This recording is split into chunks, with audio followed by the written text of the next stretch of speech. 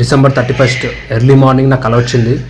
Tsunami వచ్చినట్టు, అంటే నేను మునిగిపోయినట్టు, మునిగిపోయి నేను మళ్ళీ తప్పించుకున్నట్టు, చనిపోతానే పరిస్థితులు తప్పించుకొని ఒక బిల్డింగ్ పైకి వెళ్ళినట్టు, మళ్ళీ అక్కడ వాటర్ లెవెల్స్ పెరిగి మళ్ళీ తక్కువ అవుతూ పెరుగుతూ అక్కడ సునామీ వచ్చినట్టు నాకు కల వచ్చింది. Next day January 1, 2025.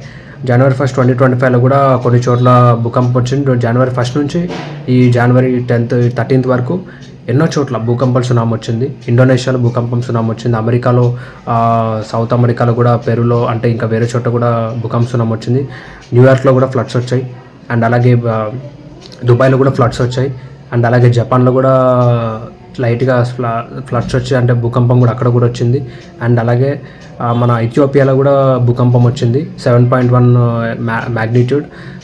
అండ్ అలాగే చాలా చోట్ల ఈ విధమైనటువంటి వాతావరణం ఉంది. చాలా చోట్ల భూకంపం వచ్చింది, సునామీ వచ్చింది.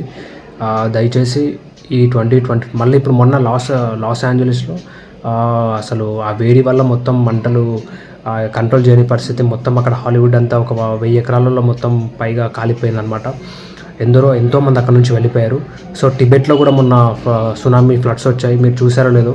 ఎన్నో చోట్ల ఈ విధంగా జరుగుతుంది. 2025 నిజంగా చాలా వెరీ స్కారీగా అంటే చాలా భయంకరంగా ఉండబోతుందని చెప్తున్నాను. దయచేసి మీరు ఇక్కడ నుంచి వేరే ఎక్కడైనా షిఫ్ట్ అవ్వండి, మంచి చోట షిఫ్ట్ అవ్వండి. నేను చెప్పేది వినండి. దయచేసి ఈ వీడియో అందరికీ షేర్ చేయండి. నాకు కల వచ్చిన తర్వాత నేను ఆ 31st మార్నింగ్ నేను ఆలోచించాను, ఏంది ఇలా వచ్చింది, ఏం జరిగింది అసలు, ఎందుకు ఇలా వచ్చిందని చెప్పి చాలా ఆలోచించాను నేను.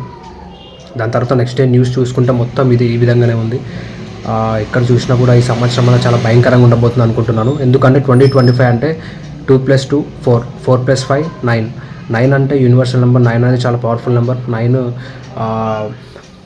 అంతం, అంటే 9 అనేది చాలా పవర్ఫుల్ నెంబర్ అండి. మనం ఆ సంవత్సరంలో ఉన్నాము. దయచేసి మీరు అందరూ జాగ్రత్తగా ఉండాలి. ఈ వీడియో అందరికి షేర్ చేయండి, లైక్ చేయండి, సబ్స్క్రైబ్ చేయండి. Thank you very much.